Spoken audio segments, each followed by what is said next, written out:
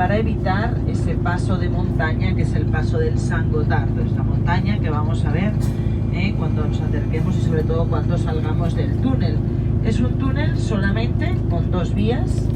tiene una velocidad máxima, vamos a ver dentro del túnel, de 80 kilómetros por hora y recibe un tráfico de más de 7 millones de vehículos por año. En el año 2001, el día 24 de octubre, dentro del túnel ocurre un accidente cuando colisionan 2 camiones, mueren 11 personas y por eso el túnel permaneció cerrado durante 2 meses para repararlo, para limpiarlo. Entonces, bueno, pues después de este accidente se decide instalar un sistema de semáforos que vamos a ver. Primero, para mantener una distancia de seguridad entre cada uno de los vehículos, 50 metros para los automóviles, 150 para los camiones. Veremos a la entrada cómo hay unas marcas para mantener esa distancia de seguridad y también para impedir que muchos vehículos estén en el mismo tiempo dentro del túnel. Así, en caso de un accidente, pues es mucho más fácil la evacuación, ¿no?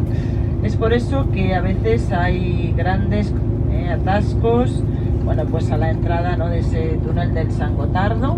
sobre todo, bueno, los primeros finales de mes, ahí en verano es terrible, uno puede llegar hasta pasar 3 horas para atravesar el túnel del San Gotardo, no el túnel en sí, pero estos semáforos, bueno, pues regulan el tráfico y van cortando y van dejando pasar, ¿no? Y ese paso de montaña del San Gotardo, lo que nosotros no vamos a ver porque sería el paso que va por la montaña, nosotros vamos a utilizar el túnel,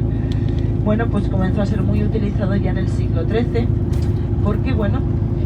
ese paso ya existía, ¿no? Y entonces, cuando venían los comerciantes hacia esta zona, atravesaban la montaña, lógicamente de una forma un poco más complicada de lo que nosotros, bueno, pues vamos a hacer hoy en día. No solamente existe ese túnel de carretera, hay un túnel ferroviario también que fue abierto incluso mucho antes que el túnel de carretera, en el año 1882, y cuando se construyó aquel túnel ferroviario pues costó la vida a 177 personas y fue ese túnel que sustituyó el antiguo camino que existía. El túnel de carretera ya hemos dicho que, bueno, pues fue inaugurado en el año 1980 y ahí también falleció gente en la construcción del túnel porque es muy difícil excavar la montaña y fueron 53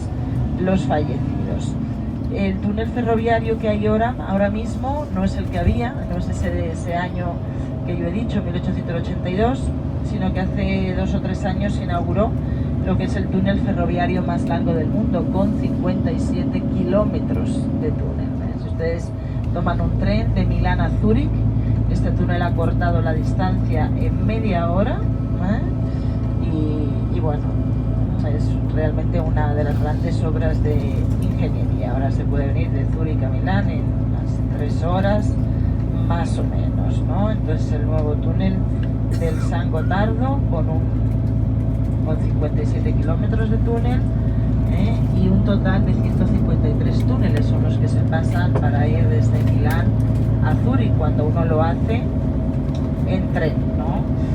Y este túnel, bueno, pues ha pasado al que era hasta entonces el túnel ferroviario más largo del mundo, que era el túnel de Seikan en Japón. Ahora es el túnel del San Gotardo, me estoy refiriendo lógicamente al del ferrocarril. Se tardó en construir 17 años el túnel de ferrocarril,